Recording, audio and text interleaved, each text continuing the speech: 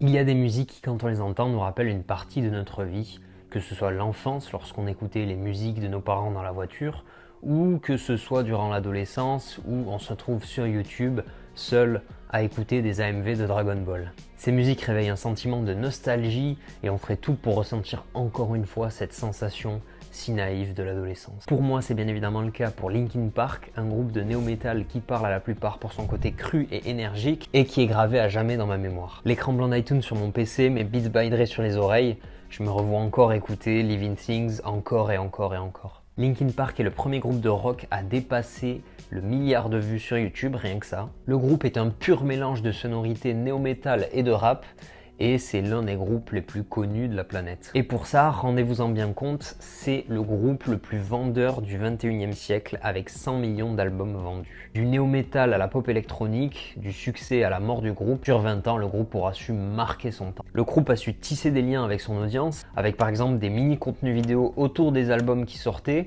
à un moment où YouTube n'existait même pas encore. Bref, prenons notre machine à remonter le temps pour retourner aux origines de ce qui est l'un des plus grands groupes du monde.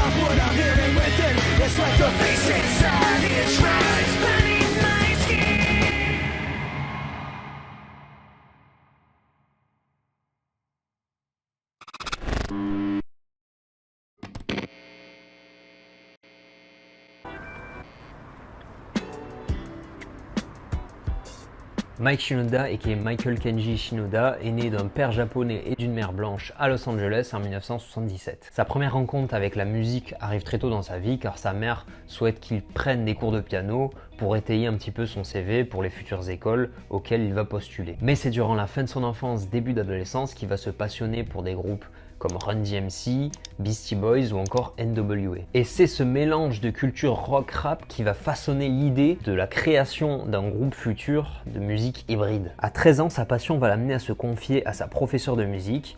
Il lui dit « Madame, j'aimerais apprendre à composer du hip-hop et de la funk ». La prof est contente de l'intérêt que Mike porte pour la composition, mais vous vous en doutez, cette requête est bien évidemment en dehors de ses compétences. Elle le conseillera de se former seul en achetant un clavier qui l'amènera à composer ses premiers beats avec un simple clavier et ordinateur. Tout débute au collège en 1992 lors de la rencontre entre Brad Delson, guitariste, et Mike Shinoda, alors chanteur et producteur depuis quelques mois.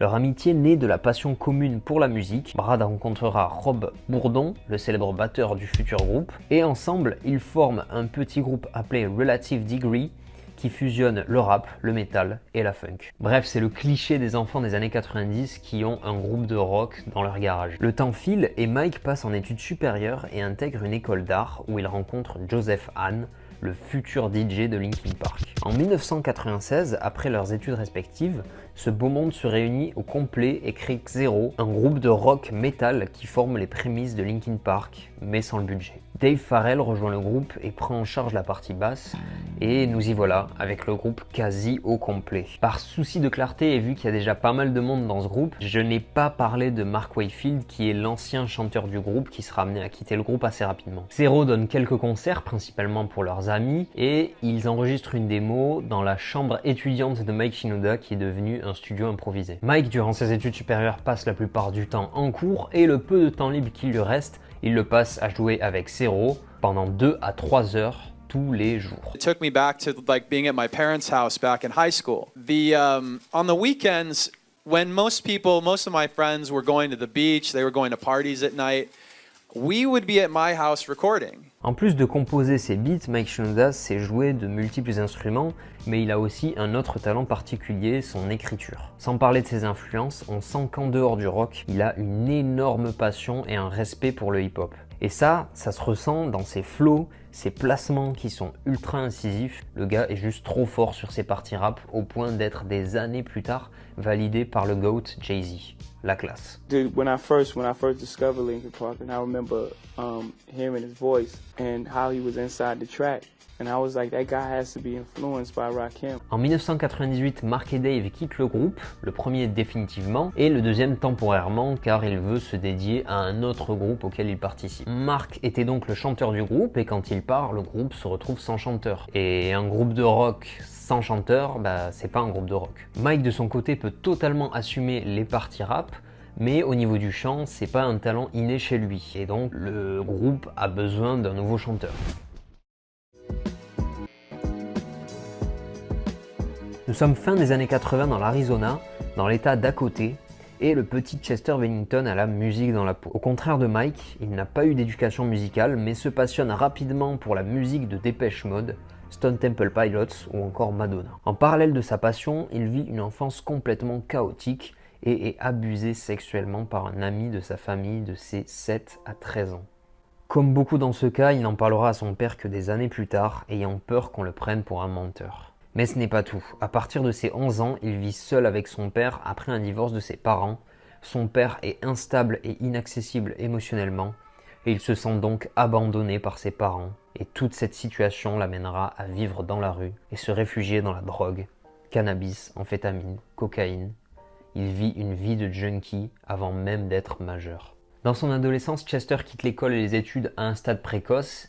Il n'a pas vraiment de repères, mais en tout cas, il sait ce qu'il veut, ou en tout cas, il sait ce qu'il veut devenir, un grand chanteur de rock. La musique, ça le passionne plus que les études, et il se dit, ok, moi j'ai pas envie de continuer à étudier, j'ai juste envie de faire de la musique. Donc il va bosser dans des bars, dans des restaurants, il va même être tatoueur.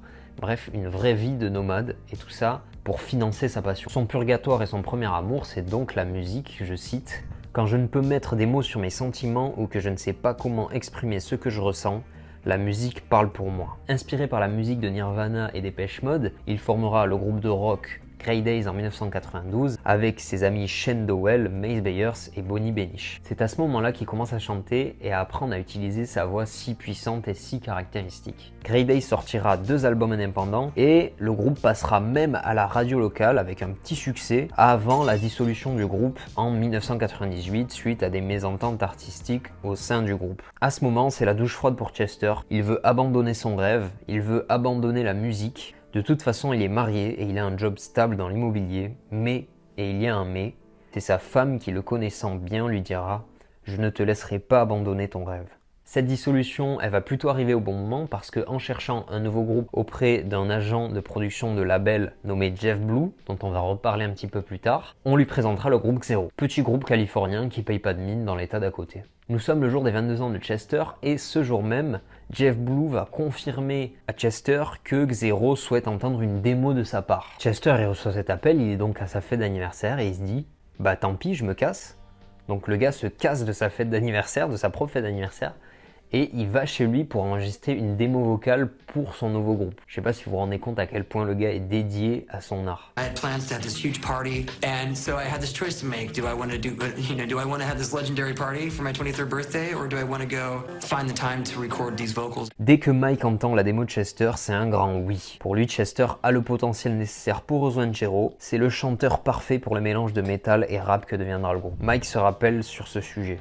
Chester was really hot and cold back then, se référant à sa capacité de changer de tonalité de puissance en passant d'une voix douce à une voix forte et puissante. Chester part donc pour la Californie en 1999. Pendant ce temps, Mike Shinoda envoie des démos de Xero à divers labels pour espérer une signature pour leur débloquer du budget, parce que à ce moment-là de l'histoire, du matos pour enregistrer ou un studio, ça coûte une petite fortune, et sans ça, pas d'avenir pour le groupe. C'est aussi le meilleur moyen pour produire et promouvoir leur musique. Dans cette liste de labels, il y a le label Zomba Music, et dans ce label, ils toucheront un certain Jeff Blue, qui leur avait recommandé Chester en tant que chanteur. Ce Jeff, il est vice-président exécutif d'artistes et répertoires chez Zomba. Ce que ça veut dire, c'est qu'en gros, il cherche les pépites et il les fait signer dans le label pour les aider à exploser. Il va faire l'effort d'aller à la rencontre du groupe lors d'une des dates de tournée du groupe aux États-Unis, et il va être impressionné par l'énergie du groupe.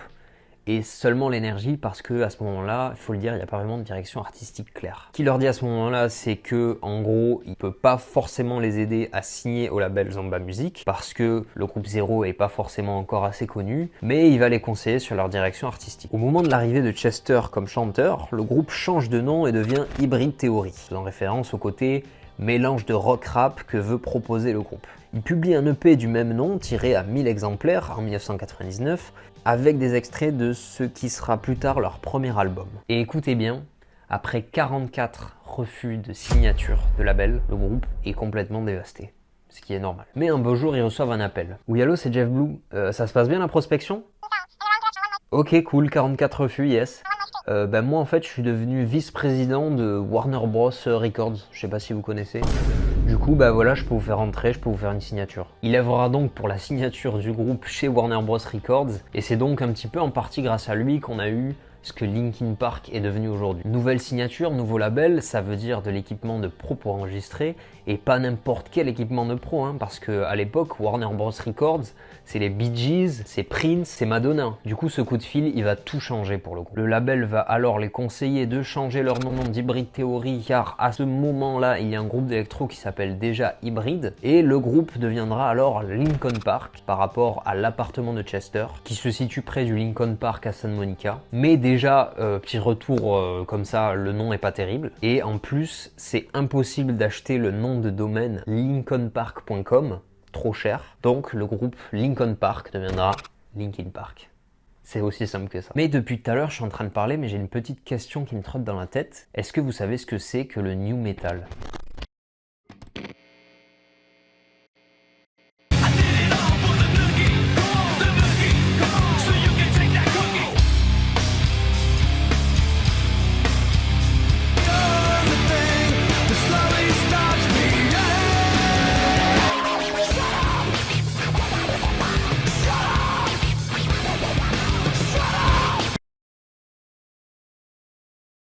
Pour comprendre ce qu'est Linkin Park et le new metal, il faut revenir au milieu des années 80, lorsque deux genres qui n'ont a priori rien à voir se rencontrent, le rock et le rap. Pour le coup, les deux univers sont complètement différents d'apparence, entre un Sex Pistols et un NWA, il n'y a pas vraiment grand chose qui se rejoignent, à part peut-être le message anticonventionnel. Vous connaissez sûrement Run DMC, un groupe américain qui a amené le hip-hop sur le devant de la scène. Et bien en 1984, ils sortent leur premier album, Run DMC. Dedans va figurer le titre Rockbox, un savant mélange de rock et hip-hop, qui deviendra le premier morceau hybride de ce genre à passer sur la chaîne MTV.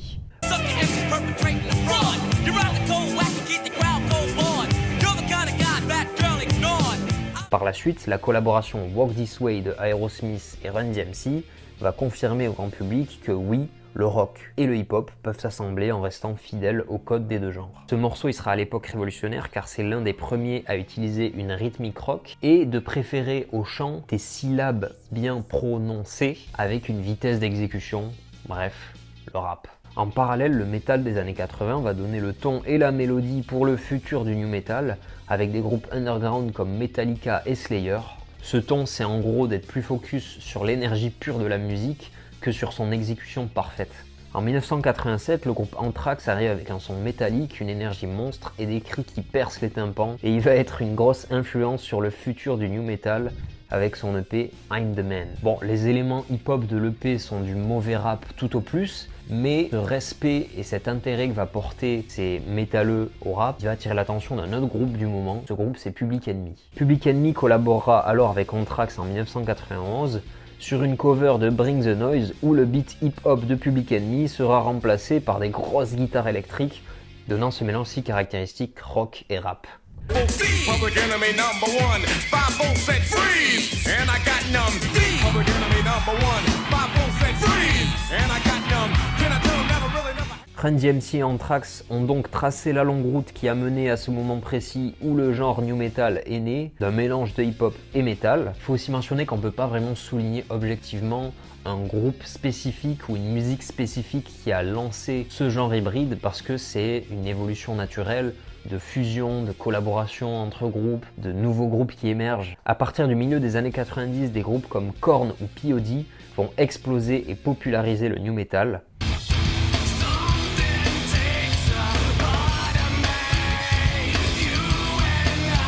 Un genre qui va avoir mauvaise réputation auprès des fans de métal, car pas assez purement métal dans les codes pour être qualifié de métal. Donc en gros, le new metal serait mauvais car il est ce qu'il est, c'est-à-dire un genre hybride. Vous avez bien compris la psychorigidité de certains puristes de métal. En dehors de ça, c'est un genre qui est mainstream et c'est aussi sans doute l'une des raisons qui le font se faire détester autant. Korn, Slipknot, Linkin Park, Leur musique fait un carton au début des années 2000. De la musique d'adolescents qui crient pour revendiquer, pas vraiment, puisqu'en fait le genre a un succès auprès de tous les âges, les jeunes comme les plus vieux, mais il faut quand même comprendre qu'il y a de quoi générer de l'incompréhension chez les plus vieux.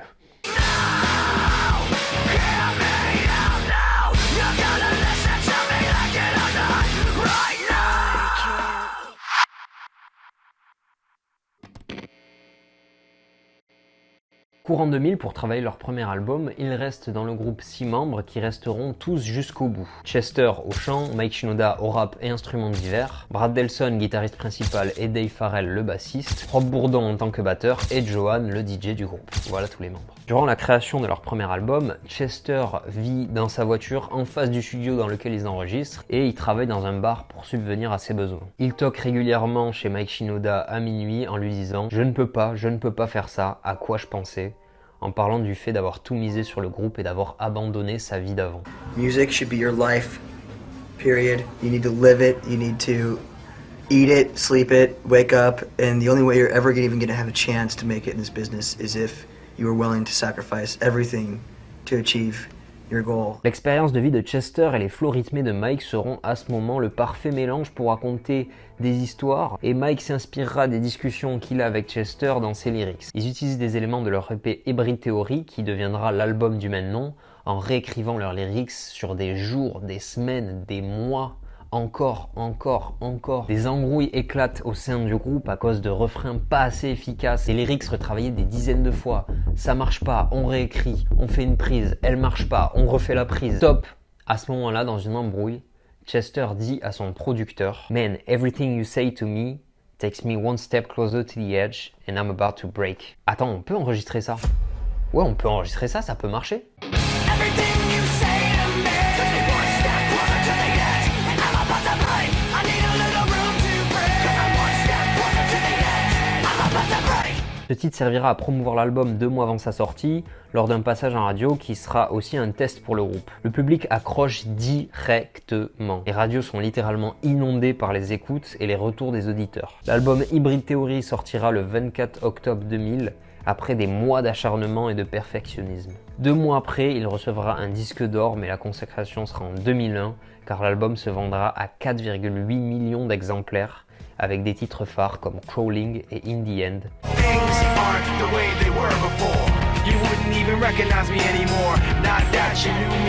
Aujourd'hui, Hybrid Theory, c'est 32 millions d'exemplaires vendus. En dépit de cette image assez hardcore du métal, le groupe aura une éthique de travail sans pareil. Il y a une seule règle, pas d'alcool, pas de drogue sur les tournées. Zéro. Mike Shinoda déteste cette image du rocker qui se défonce. Pour lui, une bonne soirée, c'est plus la passer au studio avec ses potes, à écrire, à composer. C'est pas forcément une éthique, c'est aussi cette passion-là qui va les guider jusqu'au sommet. Si on parle un petit peu de tournée, sur l'année 2001, Linkin Park va tourner sur 324 jours. Je vous rappelle qu'une année, c'est 365 jours. Hein. Ça veut dire que les mecs, 80% de l'année sont en tournée. Dans les concerts, c'est juste la folie. Ils retournent tous les festivals où ils vont. C'est juste incroyable.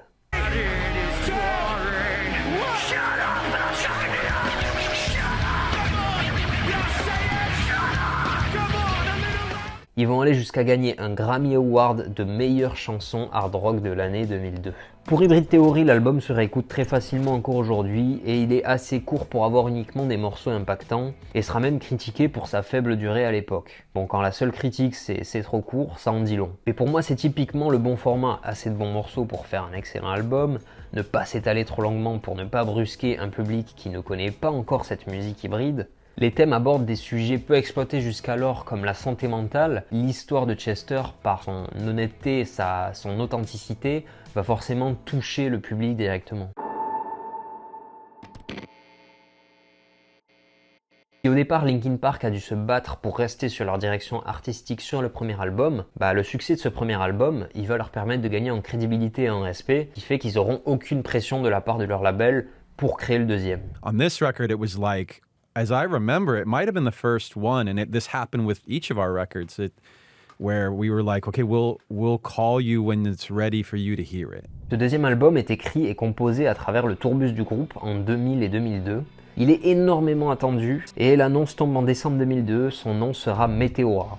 et il sera inspiré par les paysages de la ville du même nom en Grèce, digne d'un film Avatar. Et pour la petite histoire, l'album est enregistré dans leur deuxième tourbus, parce que ce qu'il faut savoir, c'est qu'ils sont tellement souvent en tournée qu'ils ont 2 tourbus, un pour dormir et l'autre pour enregistrer et composer s'ils ont des idées sur la route, ce qui est quand même assez fou. Il a également été enregistré dans un home studio dont on a pu voir les images grâce au documentaire sur les 20 ans de Meteora.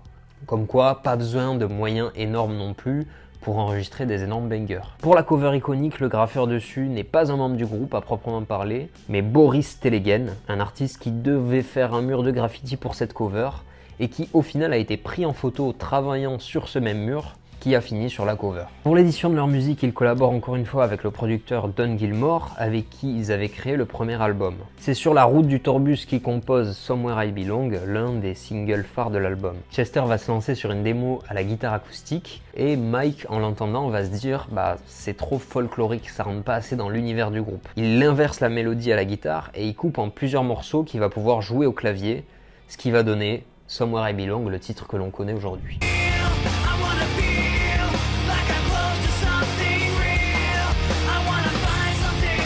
Pour ce titre, Chester ira même jusqu'à réécrire le refrain 40 fois pour trouver la meilleure version. Un autre exemple de l'éthique parfaite du groupe, c'est Rod Bourdon, le batteur du groupe, qui passera entre 8h et 10h par jour à jouer de la batterie pour perfectionner son son pendant toute la durée de la création de cet album. Encore une fois, le groupe sait qu'il est énormément tendu et il souhaite peaufiner le projet jusqu'au bout dans les studios de NRJ. L'album sort en mars 2003 et le résultat est le suivant. Première place aux États-Unis et Angleterre, 3e place en France. Les singles les moins métal comme Numb et Somewhere I Belong passent en radio. Ils donnent aux fans ce qu'ils aiment et sortent aussi de leur zone de confort. Un mélange de new metal, hip-hop, breakbeat et une nouveauté avec des morceaux plus rock alternatifs. Et le pire, c'est qu'à ce moment-là, la scène new metal, globalement, elle est à la baisse. Les morceaux commencent à se répéter. On le voit sur les chiffres d'artistes comme Limp Bizkit ou Korn qui commencent à vendre moins. C'est pas le cas de Linkin Park. Parce que Linkin Park est un groupe spécial. C'est pas juste un groupe de new metal, c'est Linkin Park, bordel. Le plus gros succès de l'album, vous le connaissez, c'est le titre Numb, 13e et dernière piste de l'album. Il va tout rafler, certification, récompense, et ce sera le premier morceau sur YouTube à dépasser le milliard de vues.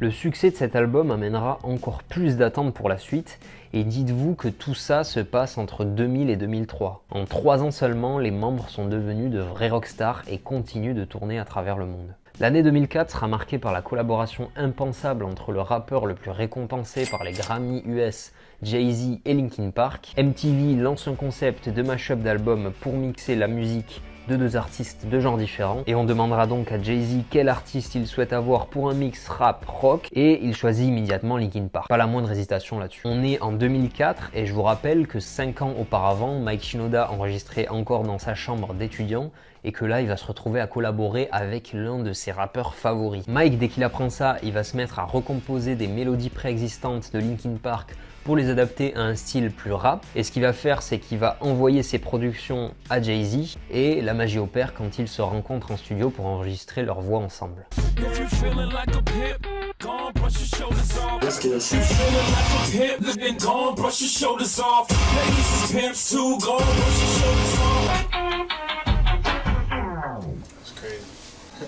Awesome.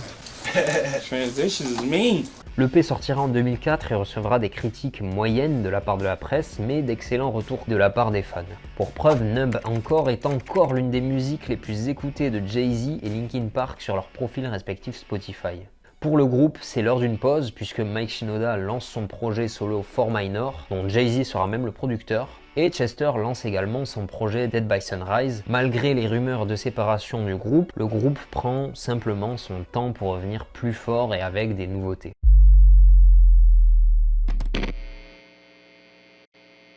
And the rock artist of the year is Linkin Park! Linkin Park!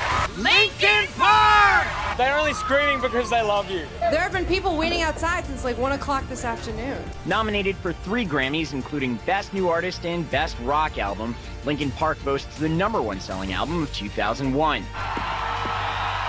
Thank you!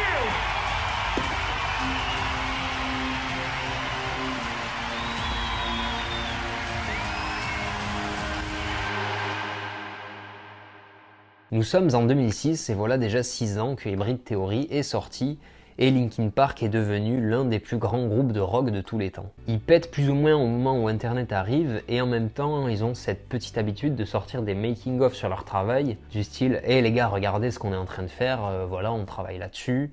Ce qui permet de créer en fait une proximité entre eux et son public. Et à ce moment, comme toujours depuis son arrivée, le new metal est un des genres les plus détestés par les métalleux, trop edgy, trop émo, trop caricatural. Entre la haine gratuite que reçoit le groupe pour avoir fait du new metal, ou bien la déception de fans lorsque le groupe s'ouvre un peu plus à du rock alternatif, les membres du groupe ont fait le tour de la question et décident de passer à autre chose. Et Chester commentera même, vous pouvez vous le mettre au cul votre new metal. Le troisième album du groupe, Minutes to Midnight, est terminé en août 2006 après une cinquantaine de chansons enregistrées. Le groupe en garde 12, le single What I've Done est diffusé en avant-première sur MTV et l'album sera publié en mai 2007.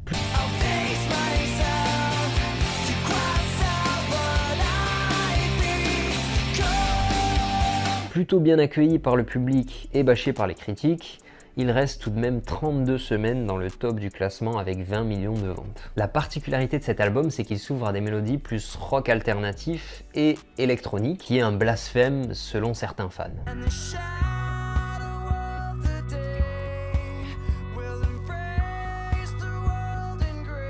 Pour moi en tout cas, les tracks sont réussis, je trouve qu'il y a une vraie proposition musicale, mais c'est sûr que si on les compare à Hybrid Theory et Meteora, il y a beaucoup moins de personnalité. Il se rapproche du mainstream au point de produire ce que pourraient produire des groupes comme Muse par exemple, du rock un peu électronique, et donc on peut comprendre que certains fans soient un peu perdus. C'est cette manière de se réinventer qui sera reprochée au groupe malgré la présence de styles variés sur toute la progression du projet.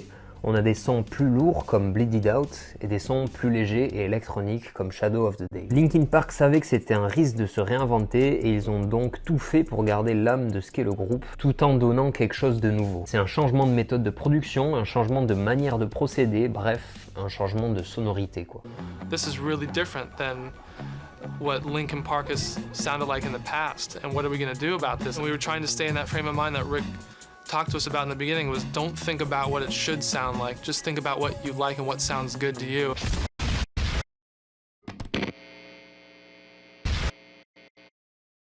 Dr Oppenheimer, beaucoup de gens pensent qu'en trouvant le moyen de désintégrer la matière, l'homme a découvert un secret qui le dépasse et qu'il est en train de creuser son propre tombeau. Qu'en pensez-vous, vous?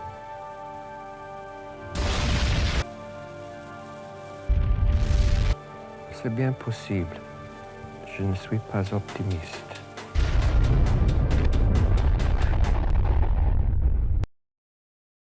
Entre Minutes to Midnight et A Thousand Sun, Linkin Park va produire le son New Divide qui sera composé uniquement pour le film Transformers Revenge of the Fallen. Ce qu'il faut aussi dire, c'est que la plupart des adeptes du groupe ont été déçus de la tournure mainstream qu'a pris le groupe avec Minutes to Midnight, et le groupe en a également conscience, ce sera pas possible de reproduire le succès qu'aura eu les deux premiers albums qui sont déjà sortis 10 ans auparavant à ce moment-là. La suite pour le groupe, c'est Thousand Sun, qui sera un album concept tourné sur la peur de la menace nucléaire, à la manière d'un Akira pour la référence cinéphile. Le titre reprend la célèbre phrase de J. Robert Oppenheimer décrivant la bombe nucléaire qui est, selon lui, as bright as a thousand sun, aussi clair qu'un millier de soleils.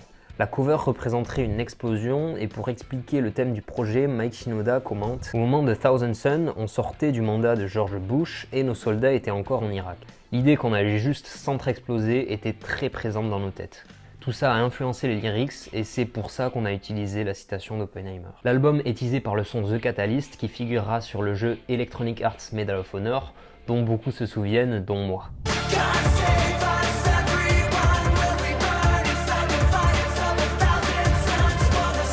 Le titre parle de la menace nucléaire avec un son électronique et une intensité croissante ultra bien réalisée. On n'est plus du tout sur le nu metal de Hybrid Theory, mais sur quelque chose d'assez musical et orchestral. En septembre 2010, A Thousand Sun sort et reçoit un accueil plutôt mixte, beaucoup aimé par certains fans et beaucoup détesté par d'autres. Selon Mike Shinoda, c'est leur album le plus clivant. A Thousand Suns, for example, which was our fourth record, it was a very commercially successful record. However, it was very polarizing.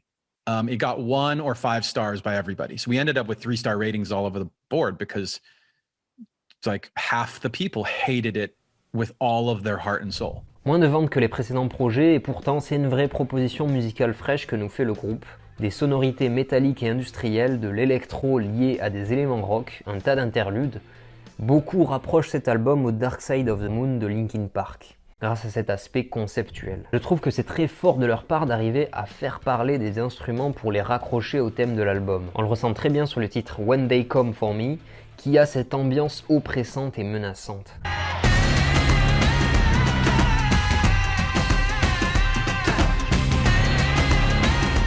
Le projet aborde toutes les émotions liées à cette menace avec la peur, la tristesse, l'espoir amenant à ce moment final. Après A Thousand Suns, Linkin Park va prendre un virage électro-rock avec les albums Living Things et The Hunting Party, et leur but c'était d'amener l'énergie qui était présente dans les albums du début, tout en se renouvelant et en proposant une sonorité plus dans l'air du temps. Living Things sera un mélange de rock électro et The Hunting Party sera plutôt un album rock très lourd, voire métal.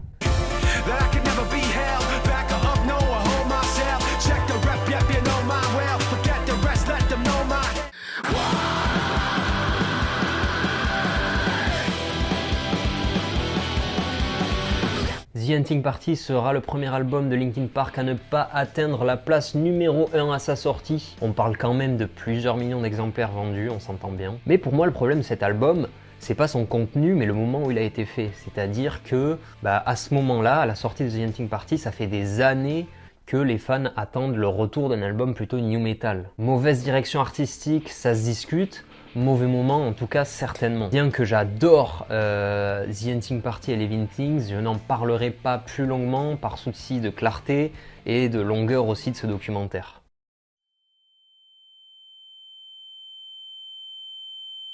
Entre Living Things et la publication de ce qui s'avérera être le dernier album de Linkin Park, Chester réalise son rêve de devenir chanteur du groupe Stone Temple Pilots. En 2015, il quitte ce même groupe pour se consacrer pleinement au prochain projet de Linkin Park. Le premier extrait, Heavy, sort en février 2017, une piste assez commerciale et pop, quelque chose d'assez inhabituel pour le groupe.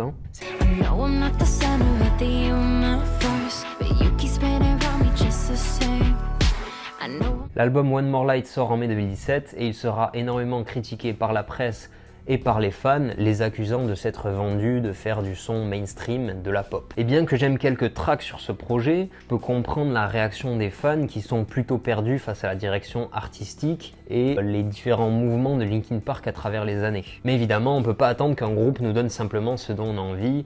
Un groupe, ça évolue, ça a des influences et évidemment qu'on ne peut pas toujours être dans la cible de ce qu'un groupe va produire. Ces critiques vont finir par atteindre Chester, qui défendra son projet dans de multiples interviews. Yeah, you show up at Linkin Park Cafe, like you're gonna get what we make you. Yeah. And whether you like it or not. There's this. Ce qu'il faut aussi dire, c'est que The Hunting Party avait fait le plus mauvais démarrage de tous les albums de Linkin Park et que donc le groupe pensait sûrement se réinventer comme il avait déjà pu le faire. Dans ce projet, le titre One More Light est une ballade touchante concernant le décès d'une membre proche du groupe. Ce sera la motivation du groupe, écrire un titre pour parler du vide que laisse une personne quand elle part. Who cares if one more light goes out in the sky of a million stars? There's a reason why all of us love One More Light, and that's because it makes you want to fucking cry.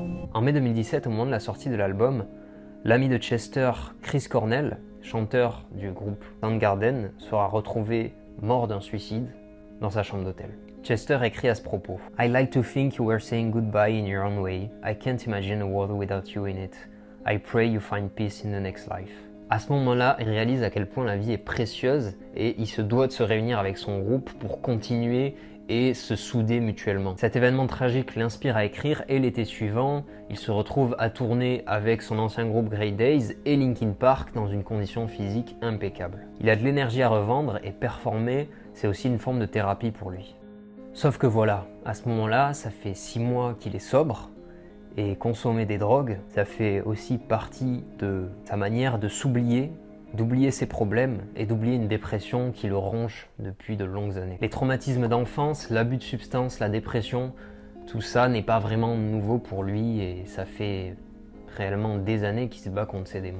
This place right here, this skull between my ears, that is a bad neighborhood and I should not be in there alone. I can't be in there by myself. What are you talking about? When I'm in that, like, my whole life gets thrown off. Like, if I'm in there, like, I don't say nice things to myself. Like, there's another Chester in there that's like, wants to take me down. Nous sommes le 20 juillet 2017.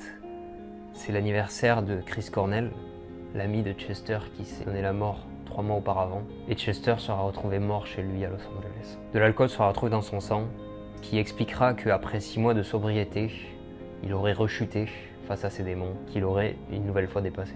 Sa femme commentera à propos de sa dépression. Des fois, certains signes étaient présents plus que d'autres. Des fois, aucun signe. Chester était juste rentré de vacances pour tourner une publicité. Nous pensions que tout allait bien. Ces derniers instants, peu avant sa mort, ont été enregistrés par sa femme lors d'une réunion de famille. Et, comme beaucoup, il arbore un sourire, entouré de vie et pourtant en pleine solitude. Mike Shinoda se souvient des derniers instants passés avec lui, parlant des prochains moments de tournée en jouant quelques airs à la guitare. Les membres du groupe vivaient une grande amitié avec Chester et son départ a laissé un vide immense. De multiples artistes ont rendu hommage sur scène à Chester qui était devenu l'un des plus gros acteurs de la culture rock. Aujourd'hui, on n'a aucune certitude, comme pour beaucoup de suicides, sur les raisons qui ont poussé Chester à passer le pas. Ce qui est sûr, c'est qu'il laissera derrière lui un immense vide. Mike Shinoda racontera sur les 5 étapes du deuil. J'ai toujours pensé qu'elles arriveraient dans un ordre, mais ce n'est pas le cas. Si tous vos proches ressentent la même chose, ce mélange d'émotions peut devenir un vrai chaos. Et à ce jour, le groupe ne sait toujours pas comment se sentir pour une potentielle recomposition avec un nouveau chanteur. Ce qui est sûr, c'est qu'ils continuent à faire de la musique tous de leur côté et je pense que c'est ce que Chester aurait voulu. I want to do a song for you for a young man by the name of Chester Bennington. He's no longer with us. So millions and millions of records are sold out, stadiums all over the world, and yet he took his life. Mental health is a real issue. Chester Bennington, make some noise for Chester.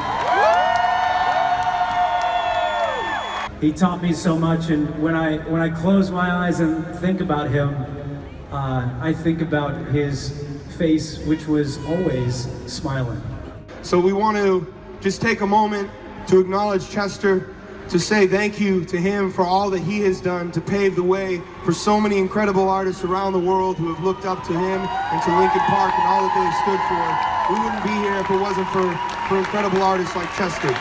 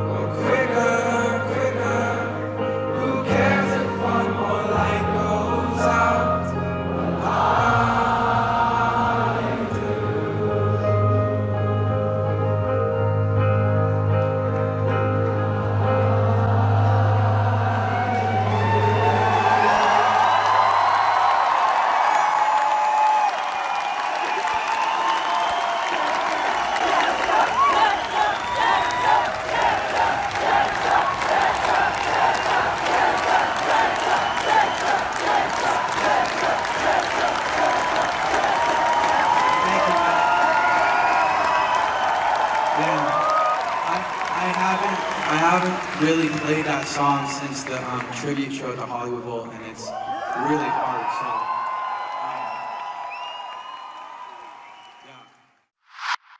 Pour les 20 ans de Meteora, Linkin Park a publié une édition spéciale de Meteora avec pas mal de titres qui n'ont pas figuré sur la partie finale. Des titres comme Lost qui sont juste excellents. Ce titre a eu d'excellents retours et quand on demande à Mike pourquoi le titre n'a pas fini sur l'album, il disait que ça faisait simplement une redite par rapport à Numb et que du coup il n'a tout simplement pas été sélectionné. Pour la suite des événements, le groupe a mentionné qu'il n'y aurait pas forcément un 20e anniversaire pour tous les albums. Linkin Park est donc un groupe du passé, mais ce qui est sûr c'est qu'il continuera de vivre dans le présent grâce à la quantité astronomique de production de qualité qu'a pu fournir le groupe sur des années. Linkin Park est sans doute l'un des des plus grands groupes de tous les temps, il a marqué son ère et il sera gravé également à jamais dans ma mémoire. Si cette vidéo vous a plu, je ne peux que vous conseiller de découvrir ou redécouvrir leur musique. Et moi je vous dis à la prochaine pour un prochain documentaire d'artiste. Ciao.